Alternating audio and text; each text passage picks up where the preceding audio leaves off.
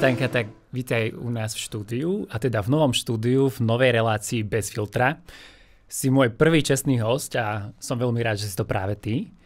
A ako si mala cestu k nám do štúdia? Rýchlo. V prvom rade som veľmi vďačná, že môžem byť prvým hostom, fakt si to vážim. Veď vieš, že s tebou sa vždy rada stretnem, keď som v Bratislave. No a cesta bola ako vždy rýchla, ale v pohode. Som rada, že som tu a teším sa na tvoje otázky. Presne tak, to je hlavné, že si tu a poďme si tak nejak sfiltrovať celý ten tvoj život doterajší, celú tú tvoju kariéru ako keby.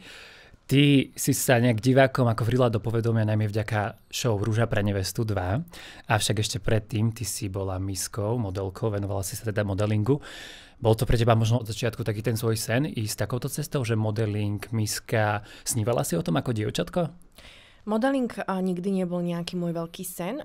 Bavilo ma veľmi fotiť. Mala som kamarátku, ktorá je, teda mám stále, sme kamarátky, prepáč Maji, ktorá je fotografka a vždy sme niečo vymýšľali. Ona bola veľmi taká tvorivá a chcela stále niečo fotiť, takže to fotenie ma naozaj bavilo, ale ja som nikdy nesnívala o takom tom typickom modelingu, cestovať do zahraničia, predvádzať pre nejaké značky na molách. Čiže skôr ten fotomodeling. A čo sa týka misky, tak samozrejme, to je možno sen mnohých dievčat to vyskúšať, pretože k tomu prináleží veľa príjemných vecí, ako spoznanie nových ľudí, navštevuje sa veľa pekných miest, sú tam naozaj krásne zážitky. Takže si myslím, že toto je možno snom viacerých dievčat, žien a ja som sa tomu taktiež nejako nevyhla. Aj keď nebol to taký sen, že by som si tvrdo šla za tým, ale mám kamarátku, ktorá mi každý rok písala, že dúfam, že si sa už prihlásila do misky, takže ona bola taký môj ťahoň, musím povedať, a taká moja najväčšia motivácia, prečo som si povedala a prečo by som to neskúsila. No a bola si celkom úspešná, pretože ty si dostala aj titul Miss Earth, čo podľa mňa už niečo viac znamená. Aké bolo toto pre teba, že si sa prihlásila, absolvovala si tú súťaž a zrazu aj titul? Tak v prvom rade som nemala žiadne očakávania, pretože v tom čase to bolo spojené československé kolo a brali zo Slovenska len 6 dievčat, čo som si vravala, že tak to keď naozaj postupím, tak to bude aj šťastie, pretože už len do 12 sa dostať je pre mnohé náročné. Ale nejako sa to stalo, nejako som sa ocitla v tej 6. Aj ma to dosť prekvapilo. Bola som z toho taká... No musím povedať, že fakt som to asi nečakala, ale užívala som si to. Ale musím povedať, že keď sme šli na prvé sústredenie, šli sme do Grécka.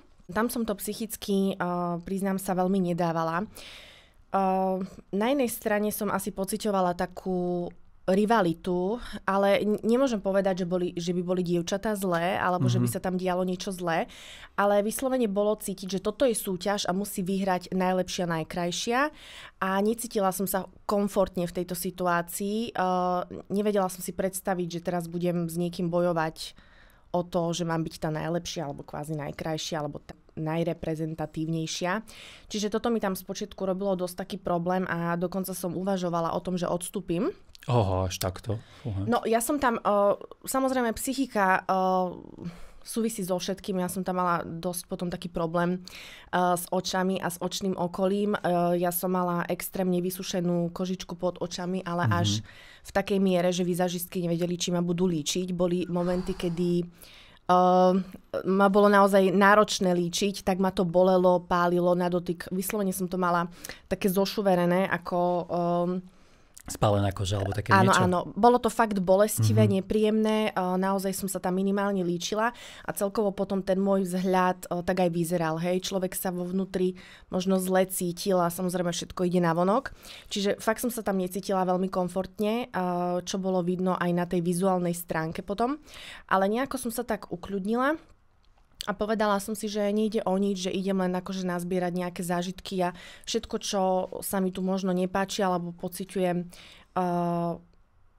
dajme tomu, môže byť, že sa v týchto súťažiach deje aj niečo nefér alebo niečo podprahové, do čoho ľudia nevidia, tak som si povedala, že budem to ignorovať a že si to jednoducho užijem a že ako to dopadne, tak to dopadne.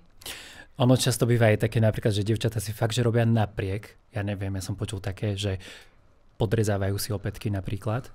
Také niečo si zažila? Alebo do šampónov si dávajú nejaké prípravky, aby im začali vypadávať vlasy a podobne? Vieš, akože konkurencii. Ale to som nikdy nepočula. Myslíš, že aj na Slovensku sa to deje?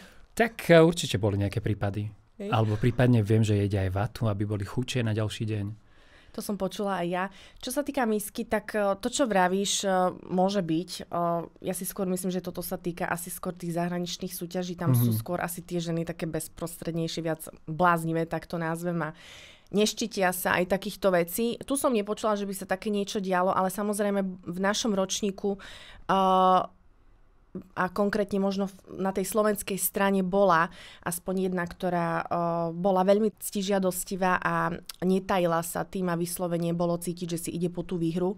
Takže to sme cítili asi všetky, ale že by sa tam dielo niečo vyslovene zákerné, o tom neviem. No.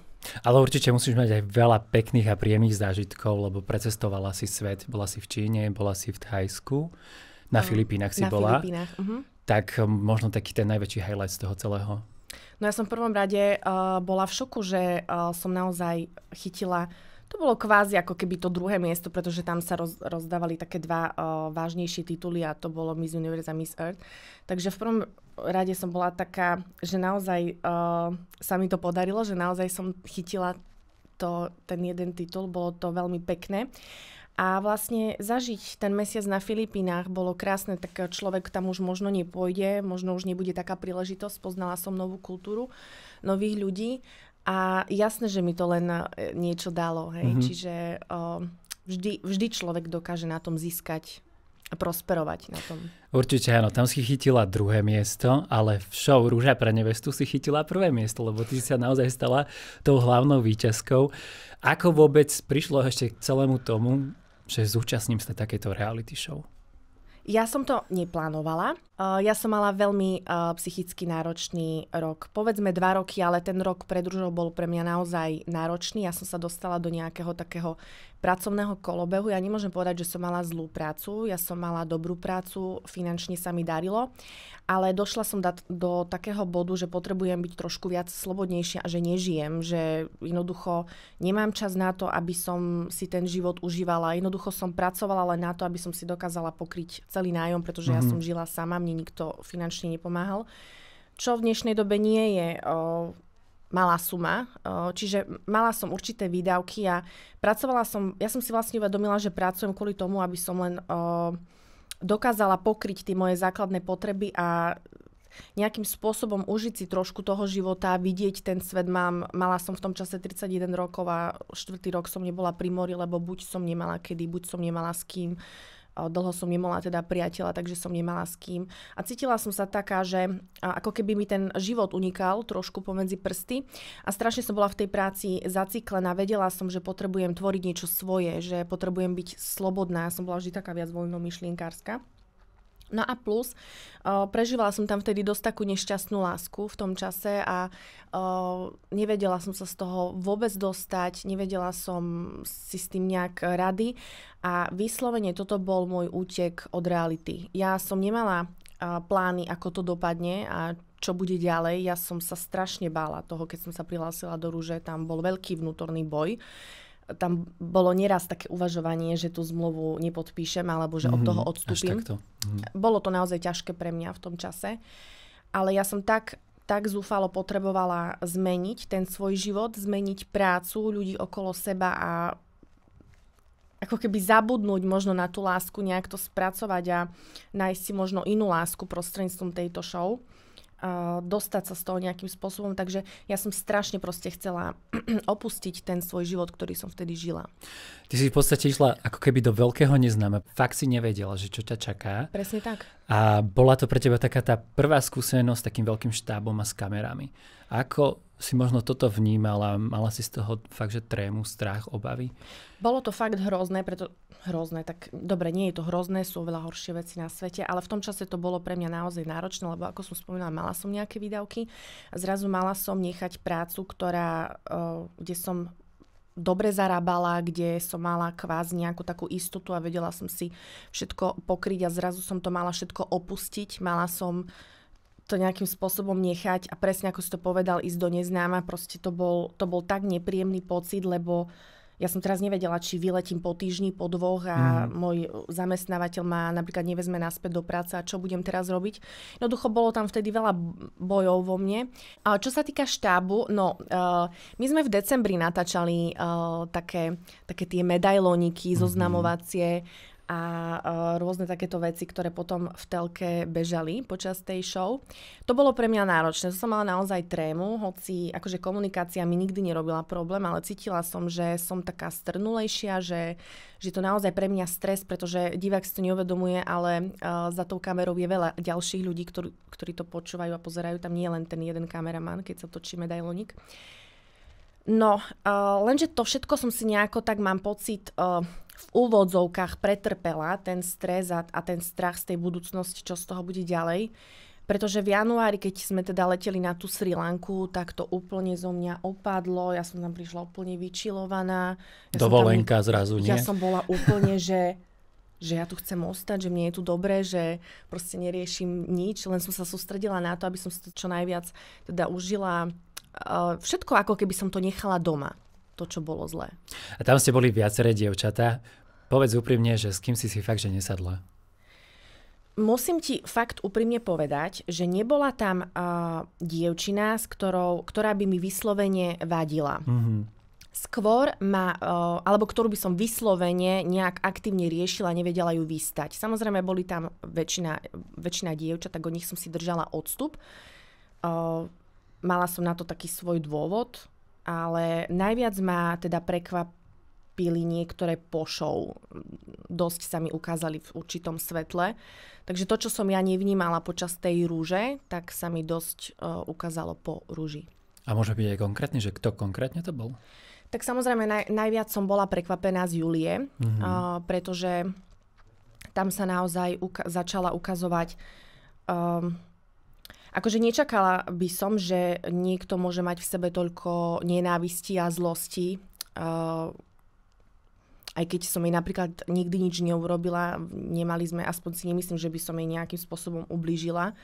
Skôr som bola taká, že som si od nej držala odstup, ale nikdy som od nej negatívne nehovorila ani počas rúže. Takže to ma tak prekvapilo, pretože mnoho ľudí mi písalo správy, screenshoty, že ona jednoducho písala veľmi dlhé správy ľuďom o mne. Už len to, že si vlastne našla vôbec ten čas, že si ho vyhradila a písala tam dosť také nepekné veci, samozrejme klamstvá, s cieľom ma nejakým spôsobom ponížiť, alebo... Skonfrontovať nejakým spôsobom. Áno, nejak pošpiniť v podstate meno a ona si vlastne dávala na tom záležať, aby to posielala cudzím ľuďom. Takže to ma tak naozaj prekvapilo, že to by som nečakala od nej, no. Dobre, ale zároveň určite si tam musela nájsť aj niekoho, nejakú kvázi, že spriaznenú dušu možno, že kto ti fakt, že pomáhal celý ten pobyt ako keby zvládať lepšie? Určite som si tam rozumela s Nicole a Anet najviac, to bolo asi potom vidno, takže s nimi dvoma. Nicole mi bola taká najbližšia, musím povedať. Dobre, a čo samotný Radko, ako si jeho vnímala, alebo taký ten prvý moment, keď si ho zazrela? No naozaj... Pozri mi, tu máme aj fotku.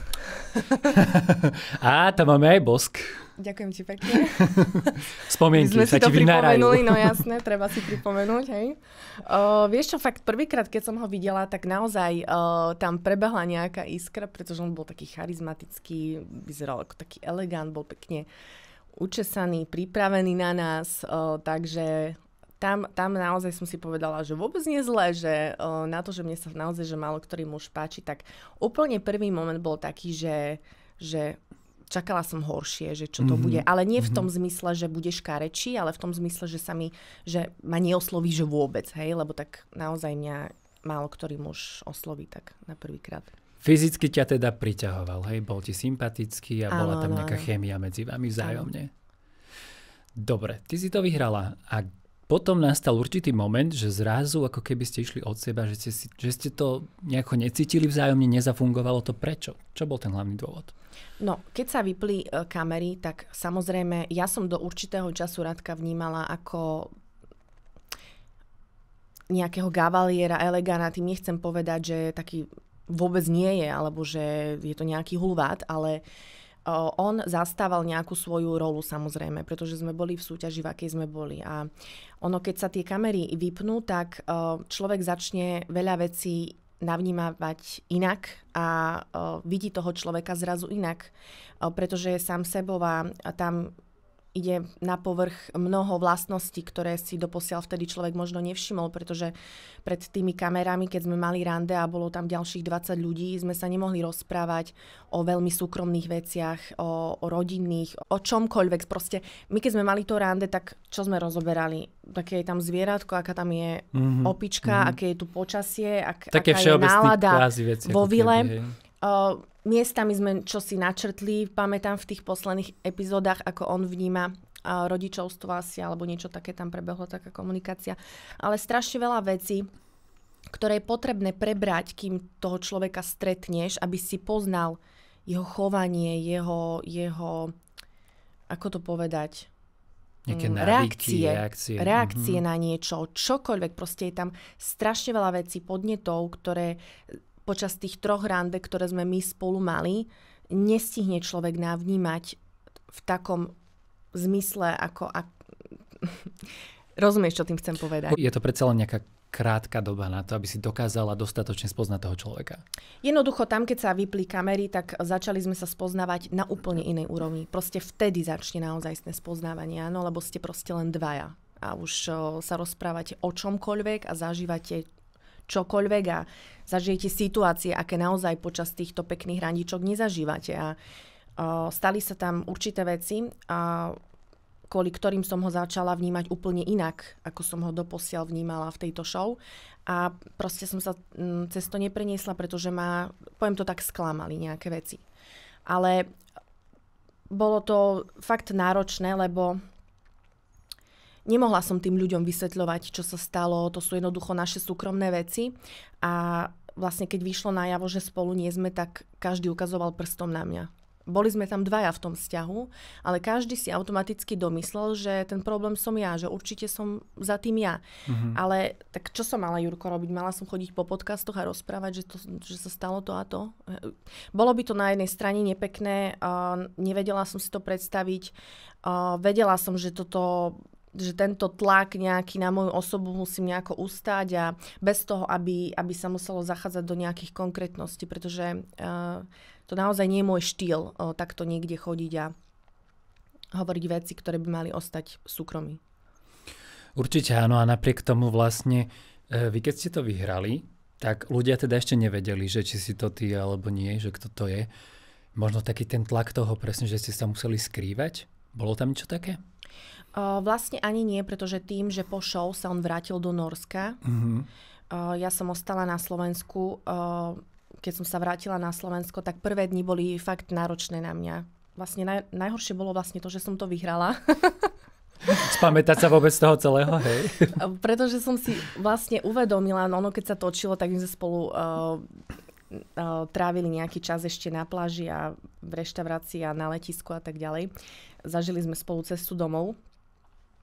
Takže ja už som vtedy bola mierne sklamaná, alebo poviem to takto, bola som dosť sklamaná z nejakých vecí a prišla som domov a zrazu mi došlo, že čo mám teraz robiť, že ja som to vyhrala a samozrejme som vedela, že tí ľudia očakávajú rozprávku, že sa tešia na ten pekný koniec medzi nami a vedela som, že sklamem mnoho ľudí a vedela som, že to musím proste nejak ustať, že proste to bude veľký tlak. Toto bolo asi to najhoršie, keď som sa vrátila teda domov nejakých pár dní a vlastne preto som do toho Nórska nešla nakoniec, lebo ja som nechcela v tých ľuďoch živiť ďalej tú nádej, že niečo predsa len medzi nami bude, nebude. Ja som si nevedela predstaviť to nejakým spôsobom hrať a keď som vedela, že sú tam zásadné veci, s ktorými som sa nevedela jednoducho zžiť nejakým spôsobom. A ste teraz v kontakte spolu, alebo vôbec už nekomunikujete? Momentálne nie sme v kontakte, ale nepovedala by som, že sme za zlé. Keď sa stretneme na nejakej akcii, tak nemáme problém spolu prehodiť pár slov. Po show Rúža pre nevestu tebe muselo pribudnúť veľmi veľké množstvo podľa mňa followerov určite, lebo ľudia ťa začali ako keby viacej vnímať a registrovať. Ako si zvládala toto? 156 000, hej? No, ako nečakala som samozrejme také číslo. Ja keď som šla do Rúže, tak som mala 6800 followerov. Čiže bol to fakt masaker. Ale akože nemyslím si, že ma to nejakým spôsobom ovplyvnilo. Stále je to len Instagram. Ja si myslím, že mám dosť v hlave upratané také tie práve hodnoty, aj keď samozrejme, že tam nejakým spôsobom pôsobím, tak chcem sa aj ja prispôsobiť dobe, akú žijeme. Ale nie je to niečo nosné, čo by som nejakým spôsobom v hlave riešila, takže akože jasné, že sa tomu teším, lebo k tomu taktiež prislúchajú ďalšie veci, ktoré si človek s tým potom užíva, ale že by to tak, že ma nejako zmenilo, tak si myslím, že nie. Tak s followermi ale prichádzajú teda aj hejteri určitým spôsobom. Bolo ich dostatok, že prichádzali ti naozaj také, že nepríjemné správy? Musím povedať, že súkromné správy takmer vôbec, možno boli 2-3 také nepríjemnejšie, ale naozaj, že nepísali mi ľudia nepríjemné správy, čo som si teraz uvedomila, že je celkom to je super príjemné. Potom, to je super. Ale tak hejteri prišli najväčší, keď vlastne vyšlo najavo, že spolu nie sme, tak všetci vlastne obviňovali z toho mňa. Takže vtedy prišiel taký ten pravý hejt, by som povedala. Dovtedy som mala fakt, že takú dobrú základňu fanúšikov, čo som sa veľmi tešila. A Rúža ti určite priniesla aj množstvo nových jobov. Pamätáš si na taký ten svoj prvý job po Rúži? Čo si dostala? Možno nejakú spoluprácu? Počkaj, rozmýšľam. Myslím, že áno, že som dostala prvú takú vážnejšiu spoluprácu so značkou Madara a strašne som sa tomu tešila, pretože tú kozmetiku naozaj dlhodobo používam a nič nie je krajšie, ako keď niečo máte radi. Máme radi teda. Je to odskúšané, používané a že môžem byť ako keby súčasťou tohto tímu, takže tomu som sa veľmi tešila. Ja si myslím však, že určite ti píšu aj také značky, respektíve také firmy, s ktorými možno nie si stotožnená. Bolo aj niečo také, že vyslovene, že odmietaš nejaké ponuky pracovné? Samozrejme, tak je veľa firiem, veľa značiek a veľa toho odmietam. Čo si tak spomínam, tak napríklad by som ale nešla by som do reklamy na nejaké cigarety alebo tak, to si pamätám, že som odmietla. Ale to mala byť v podstate barterová spolupráca. Chceli mi dať do používania nejaké auto Mercedes, myslím. Ale to je super mať auto. No, áno. Ale nevedela som si predstaviť to propagovať proste na svojom Instagrame, pretože to nie som ja. Že nešla by si jednoducho cestou? Nešla by som. Akože nevravím, že si niekedy nedám také tie ovocné, keď niekde sme vonku, ale nie je to niečo, čo je súčasť môjho života a proste nehodí sa to podľa mňa ani. Takže to som odmietla napríklad, keď si tak spomínam teraz. Každopádne však Instagram ťa živí, dá sa povedať, lebo si influencerkou, úspešnou influencerkou naozaj. A keď sa tak môžeme porozprávať otvorene, možno dokáže ťa to uživiť? Áno, dokáže. Áno? A môžeme prezradiť možno aj mesačne, že kde sa tak pohybujeme cirka?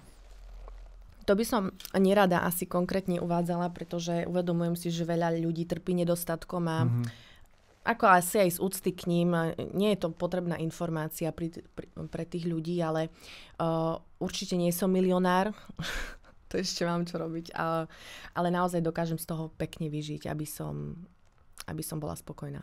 A máš možno aj také nejaké ambície, že teraz máš povedzme, že 150 000, tak ja neviem, máš taký nejaký cieľ, že dávaš si napríklad, že tento rok chcem mať 300 000, 500 000. Nemám takýto cieľ, pretože ja sa priznám, že mala by som možno aj viac stvoriť na to, aby ma ľudia chceli nejakým spôsobom vyhľadávať na tom Instagrame. Čo ja veľmi nerobím, ani nad tým nerozmýšľam, aby som tam niečo tvorila. Tvoriť content v dnešnej dobe nie je jednoduché. Je tu veľká konkurencia, je naozaj ťažké si prilákať toho sledovateľa. Treba na tom naozaj pracovať a skláňam klobúk pred každým, kto to vie. Ja na tom nejakým spôsobom aktívne nepracujem, takže nemám ani očakávania z toho, že by mal rast ten Instagram, tak zatiaľ som asi takto spokojná. No. A keďže ťa živí momentálne, čo by si robila v takej situácii? Lebo napríklad v Amerike teraz vyšlo, že zrušili TikTok, teda síce o pár hodín na toho aj obnovili, ale predsa len čo by si robila, keby na Slovensku zrušili Instagram a TikTok? Ja trošku tomu nerozumiem, prečo si tak ľudia škodoradostne niekedy píšu tie komentáre, že čo by ste robili vy influenceri bez Instagramu. Ja som dosť pekne zarábala aj pred Instagramom, keď som ho nemala. A človek, ktorý začne spolupracovať s rôznymi firmami, tak samozrejme to je spojené s tým, že stretáva mnoho ďalších nových ľudí a ak je človek šikovný, ak je naozaj zdatný, trošku zručný, tak vždy sa dá nájsť nejaká práca. Ja som sa v minulosti venovala aj líčeniu napríklad. Robila som si kurz na tetovanie obočia. Tam sa tiež dajú pekné peniažky zarobiť. Čiže ja mám remeslo v rukách, dá sa tak povedať. Takže ja nikdy to nebude tak, že vypnú Instagram a ja nebudem mať z čoho žiť, to vôbec. A máš to teda ešte aj tak, ako keby, že taký side job, hej? Tú vizažistickú prácu? To už nestíham veľmi, lebo tým, že stále som Košice, Bratislava a ja neviem, či môžem tie klientky objednať na ten daný deň, pretože vyskočí mi tam cesta do Bratislavy a je to pre mňa potom také zväzujúce, že teraz neviem, či ostať v Košiciach líčiť 2-3 klientky, 4, alebo môžem ísť do tej Bratislavy, takže s tým som teraz na chvíľu prestala, ale stále to je taká moja záľuba, tak možno sa k tomu niekedy vrátim, len teraz časovo to nestíham. Tak možno si ale predovšetkým aj pre viaceré ženy a influencerky ako keby takým tým vzorom, že možno sa chcú na teba podobať, ale aj v takej tej fyzickej podobe. Čo všetko máš možno ty takto za sebou, a čo sa týka nejakých úprav alebo nejakých korekcií? Čo sa týka úprav, tak bola som si aplikovať kyselinu v perách, skúšala som už aj botox, ale okrem toho nemám nič, žiadne iné zásahy, takže to je všetko. A niekedy tá skutočnosť, respektíve ten samotný Instagram možno vyzerá trochu inak ako tá realita, ale osobne musím povedať, že ty si naozaj veľmi pekná aj v realite, v skutočnosti, nie len teda na tých fotkách, ako môžeme vidieť. Ale predsa len, keďže sme bez filtra, ja sa spýtam, filtruješ si fotky? Dávaš si nejaké možno aplikácie a podobne? Niekedy si zvyknem upraviť fotku, ale musí to byť naozaj mierne, pretože chcem sa na seba podobať. Je pre mňa nezmysel si prefiltrovávať fotky. Záleží od svetla. Inokedy sa hrám len s farbami napríklad, ale akože musím povedať, že niekedy použijem tu napríklad, som chcela zámerne vytiahnuť tú modrú, takže samozrejme, že s fotkami sa trošku hrám, aby boli krajšie, putavejšie, ale musím povedať, že fakt sa snažím čo najmenej do toho zasahovať. A čo hovoríš na také tie úpravy, ktoré si robia viaceré influencerky alebo aj dievčatá? Vyslovene, že až také prehnané, že to vidíš, že to je úplne že umelé, že je to totálny face-up? Tak jednoznačne to súvisí s nedostatkom sebalásky, tak tie ženy sa necítia pekné dostatočne, tak preto to robia. Jednoduchý vzorec. A ak by sme išli konkrétne na tieto 3 fotky, ktoré som ja vybral, áno, tak keby si nám mohla povedať, že čo na týchto fotkách je upravené a čo nie? Tu myslím, že sú len farby. Tu je jemný filter a tam farby. Nie. Toto mi poslala profesionálna fotografka, takže toto nie je to vôbec vyzerá ako profesionálna fotka. Všetko je to teda svojho Instagramu. Áno, áno. A nič také, že ja neviem, dotvorenie zadku alebo zužovanie rúk alebo podobné. Takéto nič, hej? A ak by sme mohli prejsť teda od tohto celého nejakým spôsobom, že táto reality show ti priniesla do života veľa aj nových ako keby ľudí. Ty si mala po show niečo viacej so známym politikom, s Jurajom Gimešim. Áno. A skončilo to. Áno. Ale v podstate dodnes nie ako keby známe, že prečo vlastne, čo sa tam stalo. Bola tam nejaká tretia osoba? No, tak ako som to už v úvode spomenula, tak ja asi som to aj spomenula, že ja sa nezvyknem akože k ničomu tak vyjadrovať. Snažím sa mať nejakým spôsobom diplomatické odpovede a čo najmenej hovoriť o súkromí a o danom človeku. Či tam bola tretia osoba, neviem a naozaj som to nemala potvrdené, ale išlo z jeho strany o určitú zradu, čiže prišla som na to, že nie je ku mne úprimný. To bola asi taká tá čerešnička toho všetkého, ale už dlhšie som to nejakým spôsobom sledovala, ten vzťah a prehodnocovala. V podstate som nenašla v tom vzťahu pre mňa práve hodnoty, ktoré som potrebovala a ktoré ja potrebujem, aby som vo vzťahu mala. Prišiel ti však do cesty, ale určite ti to muselo podľa mňa niečo dať, že nejakým spôsobom ťa to posunúť. Čo to práve bolo? Či ma zrovna posunul vzťah s ním, nemyslím si, akože na nejakej fyzickej úrovni, to si nemyslím. Na tej duchovnej, ja sa na všetko pozerám teraz prepáč, poslednú dobu tak duchovne a spirituálne, na tej duchovnej. Vieš čo, možno som sa tak viac učila, alebo ja si myslím, že som to v podstate aj zvládla, zachovať absolútne chladnú hlavu v takejto nepríjemnej situácii, riešiť nie s krikom, ani s nejakými nebodaj nadávkami, ale veľmi, veľmi pokojne pristúpiť nejaké veci a vyvodiť nejaký dôsledok, nejaké riešenie z toho celého. Takže ako keby som sa tak naučila ešte také väčšej sebakontrole, by som povedala, v tom vzťahu. A po tom rozchode zablokovala si ho, alebo ako to máte? Na chvíľu, ale vieš čo, bol asi 2 dní blokovaný, bol. 2 dní, 2 dní bol, ale tým, že už musím povedať, že som to veľmi rýchlo spracovala, tento vzťah. Takže potom som ho aj odblokovala, lebo ja si myslím, že keď je niečo zablokované, tak to znamená, že to nemáme vysporiadané. Dobre, a celkovo takto možno svojich bývalých blokuješ? Alebo ako to máš? Aké si filtre vyslovene nastavuješ vo svojom živote? No, ja viem, že som to raz povedala, že všetci bývalí sú poblokovaní, ale ja som to myslela tak trošku nadnesene, akože nebolo tak úplne doslova.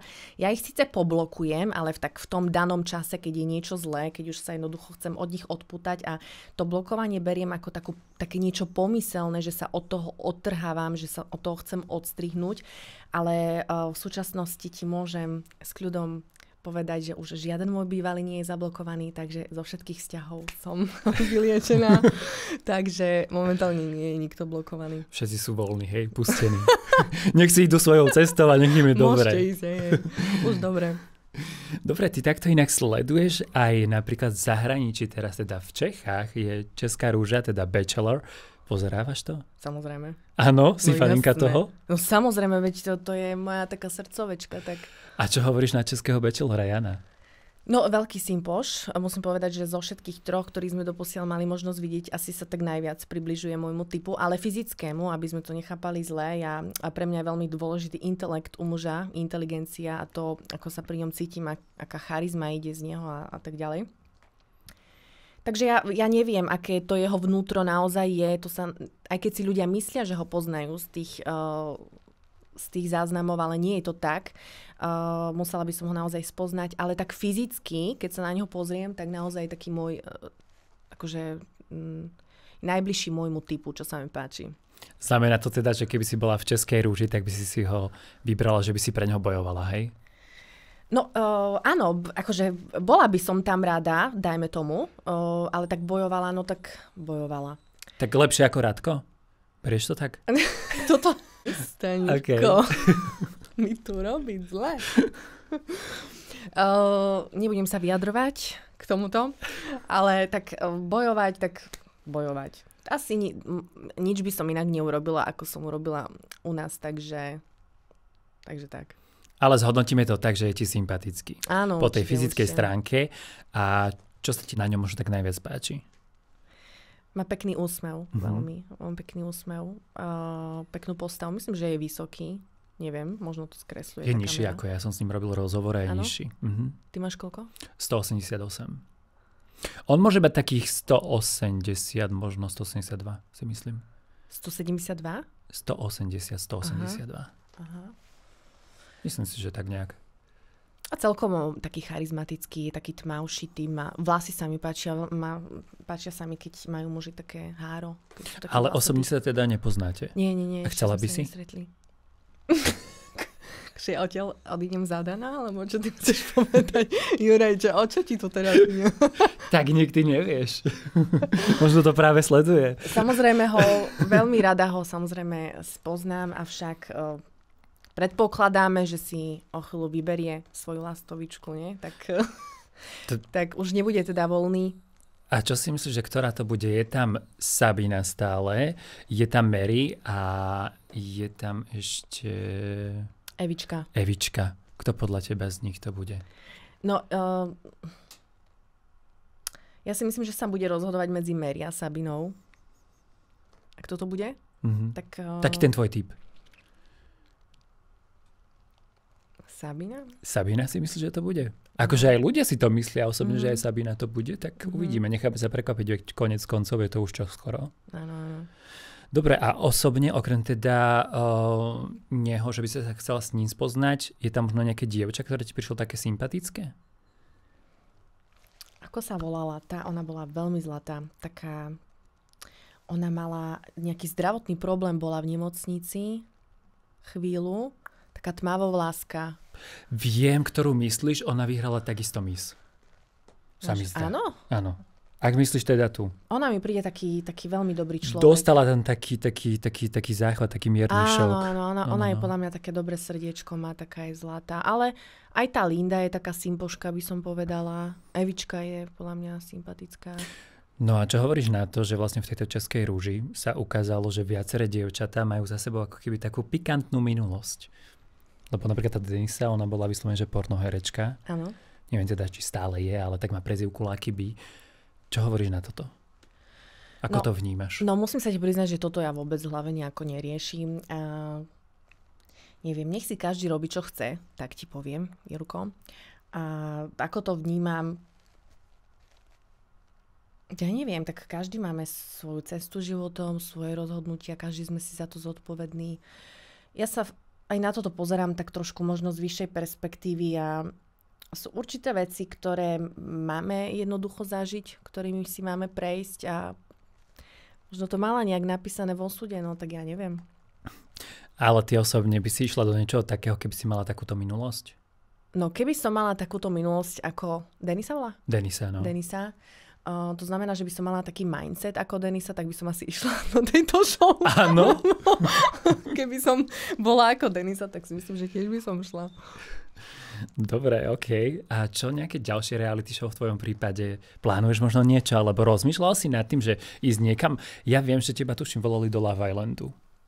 Áno, ale to bolo ešte do tej prvej. No. Ešte do tej prvej časti. Nerozmýšľala si nad niečím ďalším? No myslím si, že do Love Islandu sa už nehodím. Som asi príliš nudná tam na tie hry a neviem. A čo iné ešte, vieš? Akože už sú... Farma napríklad. Tam ťa Lucy volala dokonca. Volala ma Lucy? Aha. No vieš, čo by som si jedine chcela vyskúšať? Ten duel. To by som si chcela vyskúšať. Také preťahovanie lanom. Preťahovanie lanom. Hej, to by ťa bavilo. Hej, to ma bavilo. Ale inak akože neláka ma farma. Ani teraz momentálne neuvažuješ nad niečím, že by si išla do nejakej reality show? Akože, kebyže vymysleli niečo nové, nejaký taký nový pekný koncept, tak ja neviem, možno, ale tak nie je to také, že neviem vydržať doma, chcem rýchlo niekde ísť, že potrebujem niečo. Takže asi teraz nič také až ani nemáme v ponuke, no. Tak možno sa niečo naskytne časom. Neviem, či to teraz nejak sleduješ, ale v zahraničí behala aj taká reality show, že Squid Game. A ono je to dokonca aj vlastne spravený seriál na to. Teraz pôjde aj dvojka. Čo hovoríš na čo takéto? Si toho fanúšikom alebo nie? Ja to nepoznám. Vôbec to nepoznáš? Ja sa ti priznám, že ja nepozerám veľmi Netflix. Ani to nepozerávaš, hej? Nevadí, každopádne ja som si niečo pre teba prichystal, že ako by si vyzerala vo Squid Game. Tak sa poďme na to pozrieť. Stanka vo Squid Game vyzeralo nejak takto. Akože vôbec nie zlé, musím povedať. Že? Celkom dobre tá AI čo spravila. Akože dobre to je. Ja tam idem. Ideš tam, hej? Išla ale by si. Počkaj, ale prečo?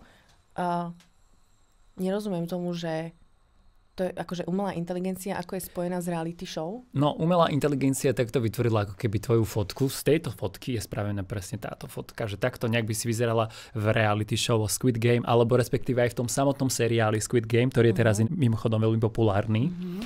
A nadviežem na to, že tam prebiehajú také rôzne hry, challenge, že ako postupovať ďalej jednotlivými kolami. Ono je to celkom síce akože drastické a drsné, tam sa že reálne aj zomiera, to ti vôbec neprajem. Ale sú tam také fakt, že celkom aj zábavné hry a ja som si jednu takú pre teba prichystal. Čo na to povieš? Daj. Neviem sa dočkať. Počula si už také, že Dalgona Candy Cake? Nie. No, tak to je Budeme jesť? To je jedna z hier. Akože môžeš to aj potom zjesť, ale v prvom rade tvojou úlohou bude jednoducho tú hru absolvovať úspešne. No poďme sa na to pozrieť. A budeš hrať so mnou, áno? Môžem si zahrať aj s tebou, samozrejme. Takto nejak to vyzerá. Toto je jedna z hier zo Squid Game, ak to určite aj vy poznáte. To je ten Dalgona Candy Cake. Tvojou úlohou bude, tu máš takto, že ihlu. Touto ihlou budeš musieť vydolovať tento tvar tak, aby si ho neporušila. Pokiaľ ho porušíš, tak si skončila. V realite toho Squid Game by si zomrela, hej? Ale to samozrejme nebudeme, hej, až takto drasticky.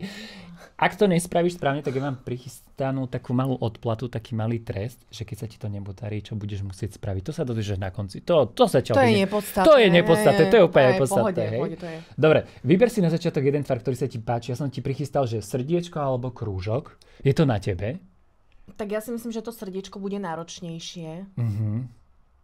Čo sa tak pozeráš na mňa? Idem na to zle takticky. Nie, úplne v pohode. Ako... Si to už robil niekedy?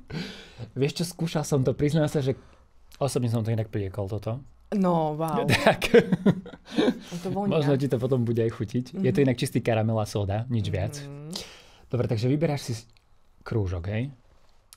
No, áno. Dobre, tak vyberáš si krúžok, tak ja si vyberám takisto krúžok, aby sme to mali ako keby rovnaké, hej? Nech to je férové. Dobre, tak... Dobre, že celé to potrebujem vybrať bez toho, aby sa to rozpadlo. Áno, tak? aby sa ti to jednoducho rozpadlo. Máme na to aj časomieru 5 minút. Ak to aj do tých 5 minút nespravíš, tak ten trest ťa jednoducho neminie, hej? Ale pokiaľ to vyhráš skôr a ja to nespravím, tak ten trest čaká mňa. A tebe sa to už podarilo, keď si to skúšal? Vieš čo? Nie? Nie. To je také ťažké? Tak uvidíš sama, hej? Dobre, a môžem si skúsiť akože túto... Dobre, keď chceš, môžeme to aj vymeniť, lebo ty máš celkom taký akože nepodarený, ale kľudne si zoberaj tento, ak ti je sympatickejší viacej, je to na tebe. Kľudne mi ho nechaj, ja sa s tým popasujem. Hej, popasuješ sa, dobre. Len môžem vyskúšať akože... Taká skúška, hej. Ako má konzistenciu. Vyskúšaj si, no jasné. Je to také tvrdé, hej? No. Aha. Ale ty si to veľmi upiekol, Jurko. To tak nemáš upiecť do tvrdá. To má byť mäkšie. To sa nepeče. A čo si s tým robil? To dáš len si vravil, že si to piekol. To dáš len na panvicu, cukor, skaramelizuješ ho, dáš tam sodu, bikarbónu, miešaš to, potom to dáš na pečiaci papier a potom odtlačíš formičkou a to je celé, hej. A necháš to stvrdnúť. Takže také fejkové pečenie. No. Dobre. No tak čo? To je také tvrdé, takže ja idem ďobať, hej? Ideš ďobať, hej? Tak môžeme ísť na to, áno? Dobre, čas nám už beží.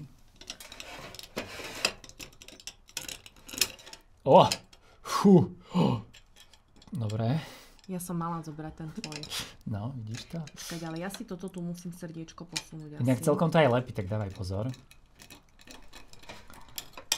Wow. Stenka, mám pocit, že prehráš. Počkať, ale fakt to mám horšie, lebo ja tu mám takýto hrubý kraj a ty máš štenky, tak tebe to lepšie. Nemáš kladivo? Prosím ťa, len si neoblíž. Už si jeden úraz mala v reality show. Celkom dobré. Čo chceš? Šikovná si. Počkaj. Nechcem ťa nejak znervozňovať, ale máme prvú minútu za sebou. To nemyslíš vážne. No. Ale akože... Dobre, pekne, super. Tak nič není zadarmo, vieš, ako to je. Ježe, tam ideš naliať vodu, som si myslel. Inak, nie je to zlý nápad, lebo... Pozri, aká som šikovná. Napríklad slinami to dokážeš akože lepšie, hej, odstrániť. Že to trošku zmekne? No, hej, tak to zobereš. Ako keby, že... Vlastne, jednu časť vydať. Malo by to povoliť, lebo to je čistý cukor a to sa tak pekne akože začne roztápať. Skúsiš to? Ešte nie. Bojíš sa toho? A ty musím povedať, že som hladná, no ale... Akože fakt je to chutné. Však ja si to dám. No ako cukrík. No? No? Víš to? Ako tie karamelky. OK, máme 3 minúty ešte.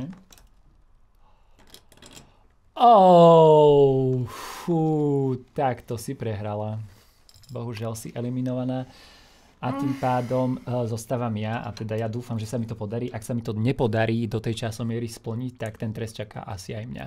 Že oboch? No, ja budem taký férový voči tebe, hej. Nie, že by som bola teraz taká neprajná. No, ale praješ mi, aby som to... Nebudem ti veľmi držať palce teraz, dobre? No. Fúha. Takže tak to nie je jednoduché. Dobre. Ešte Ešte máš čas. No, ešte mám síce čas, ale už mi toho času musí zostávať. Ty to máš viac ako keby... Čo? Také... Vieš, ja tým, že to mám viac bubliniek, tak je to viac také napučňavé toto cesto bolo. Tak vieš, tak sa mi podarilo, no. Tam máš také viac ako keby tuhšie, nemáš tam žiadne bublinky. Ty kokos. Dobre, tak. A odkusnúť to nemôžeš? Môžeme, ale bojím sa, že to poruším potom, vieš? Ja neverím.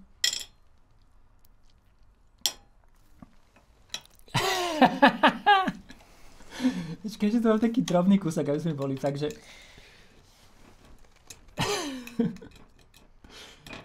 Dobre. Si spokojný, hej? Potom mi to sa dočí, že dobre si utiekol. Že či som to dal, alebo nie, hej. Dobre, tak súhlasíš s tým, že som prešiel? No, ostáva mi niečo iné. Áno, súhlasím. Dobre, takže víťaza máme jasného. Porazenú takisto. Zatlieskam ti. Zatlieskame si vzájomne. Tešíš sa na trest? Strašne. No, tak ja som si pre teba niečo také špeciálne prichystal. Ak si dobre pamätáš, my sme sa tak dávnejšie rozprávali o tom, že čo by si nikdy v živote ako keby že nezjedla, respektíve voči čomu máš nejakým spôsobom odpor a podobne.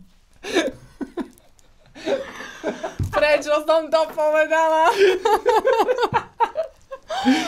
Dobre, tak ak si dobre pamätáš, tak ty si spomínala v tom rozhovore, že nikdy by si neochutnala olomoucké sýrečky, hej? Tak som ti ich prichystal. Ale to teraz poruším, keď tak som to povedala, že nikdy by som... No áno, že by si to nikdy nedala do úst, ale tak vieš, ako teraz môžeš práve všetkým ukázať a dokázať, že by si to akože kľudne spravila, vieš. Mám inú možnosť ešte? No máš inú možnosť, toto je, že čili paprička, ale akože fakt, že dosť pálivá, tak... Je to na tebe, ako som taký benevolentný, že dávam ti na výber, hej, že čili paprička alebo olomoucké sýrečky. A môžem to aj ovoňať?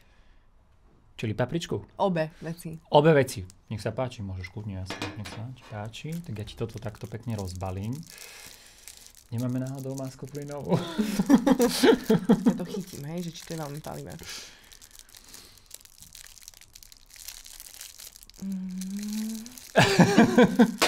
Si tak červenela trochu v tvári. Si kupoval dnes olomoucké sýrečky? Samozrejme, špeciálne pre teba. Tak asi takto. Môžeš si to kľudne chytiť do ruky, alebo len tak ovoňať, je to úplne na tebe.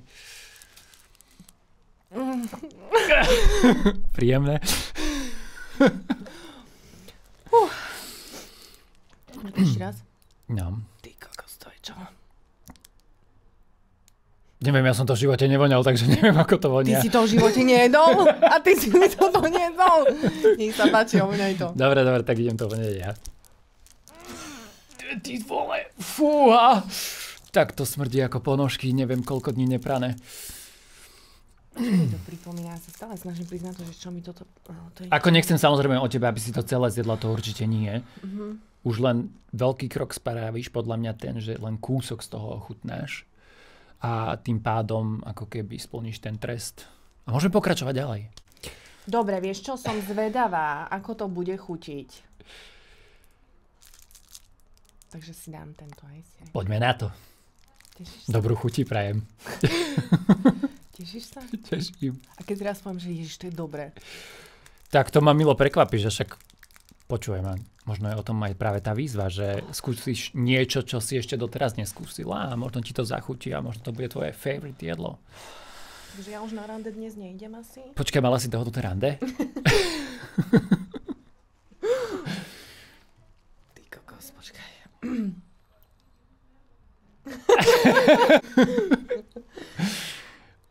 Ty kokos. Ja neverím, že ty si to normálne odkusla, že si to dala. Akože fuj. Wow, akože keby mám klobúk dole, normálne takto ti ho dám dole, že wow. Aká je to chuť? Definuj mi to. Akože konzistencia taká celkom príjemná, Mhm. ale Vôňa. vieš aká? No. Ako keď strašne skysne mlieko, ideš si zaliať kávu, dáš si tam to mlieko proste a potom ideš ho ochutnať, či je dobré a také proste hnusne skazené mlieko. Ale chutí ti to? Akože, musím to dojesť? Nemusíš. Podľa mňa už len tým, že si z toho odkusla a celkom dosť značnú časť, musím povedať, tak si tento trest absolvovala úplne, že na výbornú. Fakt, napísať kľudne, keď potrebuješ. Ďakujem. No, akože čakala som, že to bude horšie podľa tej vône. Tak ja som čakal tiež, že sa tu napríklad dogrceš alebo niečo v tom zmysle, ale tak nič sa nekoná. Akože keby si tu doniesol červy, to by som nedala, to ti rovno. Červy? OK, tak na budúce červy. Nie! Ja už tu neprídem. Nie, a budem rád, keď ešte prídeš aspoň na niečo ďalšie.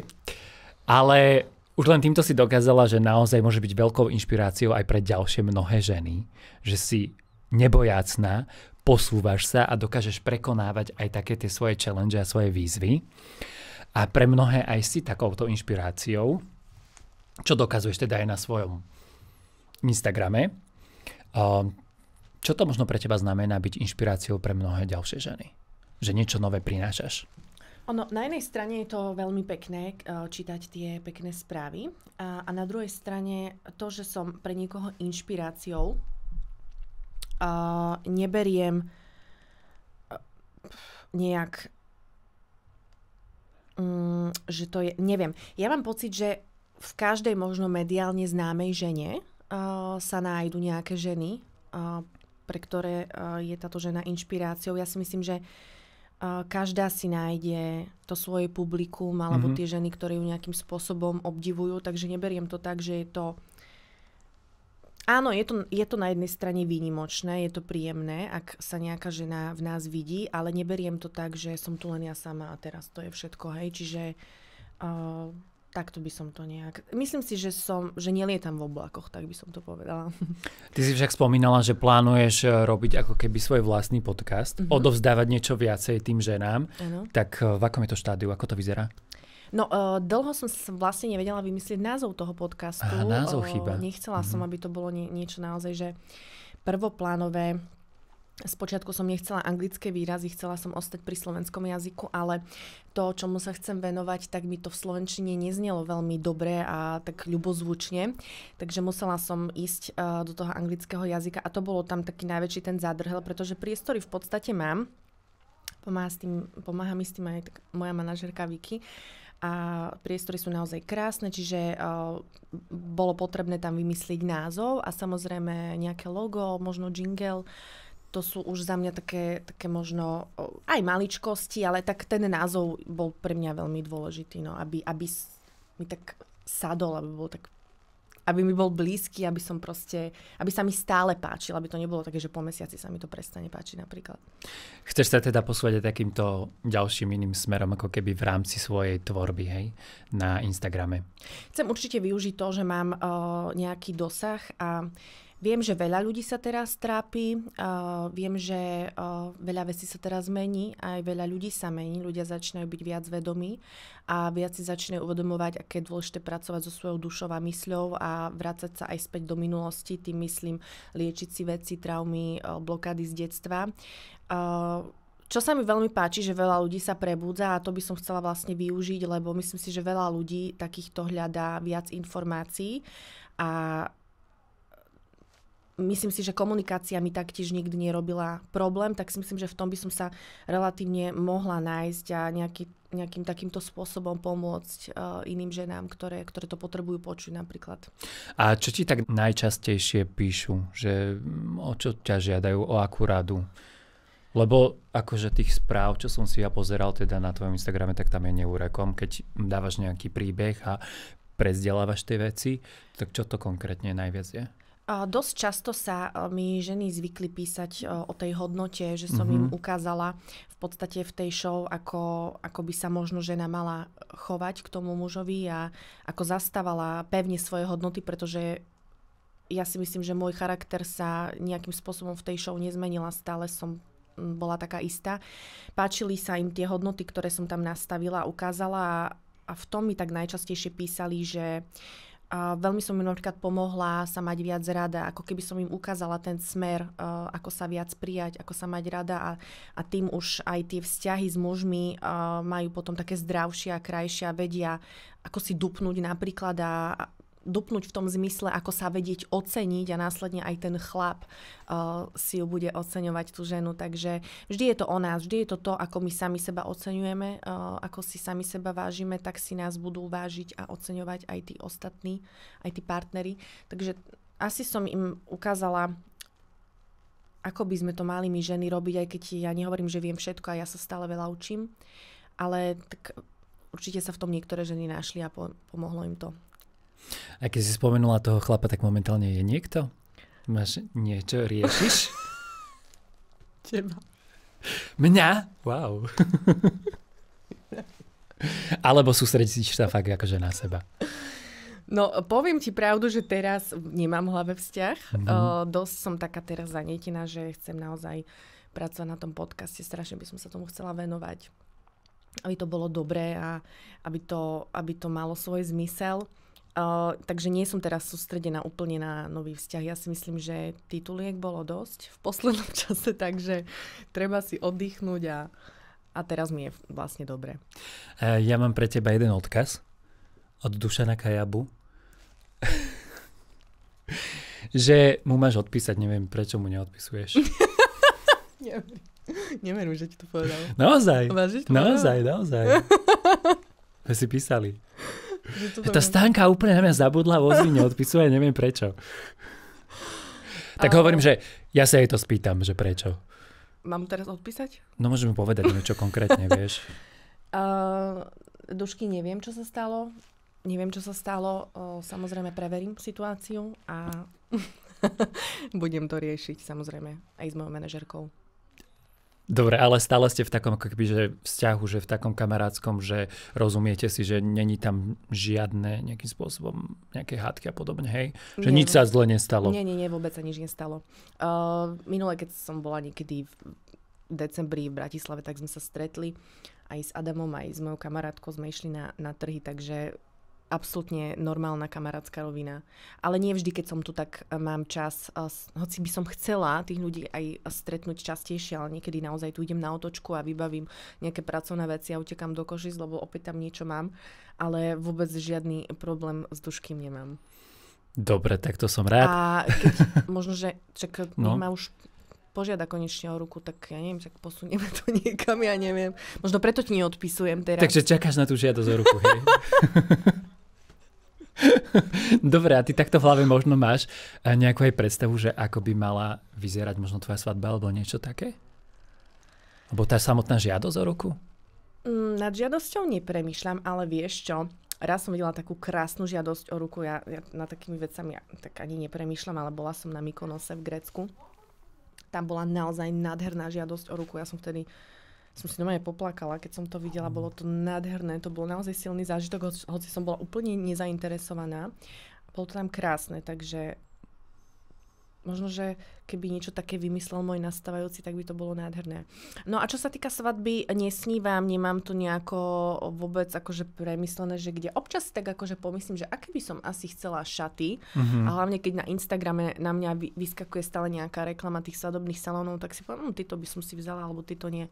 Ale vôbec nemám tak premyslenú svadbu. Určite bude rusínska, áno. A určite tam bude hrať môj dedo na saxofóne a mama na harmonike, takže a toto je jedno isté, čo viem, že bude. Tak to sú veľmi pekné plány, tak ja ti prajem, aby sa ti to splnilo, každopádne určite áno. A keď by si to tak celé zhodnotila, keď tu takto sedíš, podľa teba teraz v tomto kresle sedí úplne iná Stanka, ako by tu sedela pred 5-10 rokmi? Samozrejme, to je diametrálne odlišný rozdiel. A v čom najviac pociťuješ takúto zmenu? No vyspelosť, uvedomenie, psychika, samozrejme s tým je spojená vizuálna stránka. Človek, keď sa mení psychicky, duševne, rastie, tak sa menia črty tváre, mení sa postava, všetko sa mení, ide to ruka v ruke. Tak verím, že budeš rásť naďalej, ale v tom takom pozitívnom slova zmysle. Ja ti veľmi pekne ďakujem, že si prišla do prvej oficiálnej relácie bez filtra, že si bola môj čestný hosť a vysledujte aj ďalej. Ja ti, Jurko, veľmi pekne ďakujem a rada prídem opäť. Super, ďakujeme krásne. Čaute.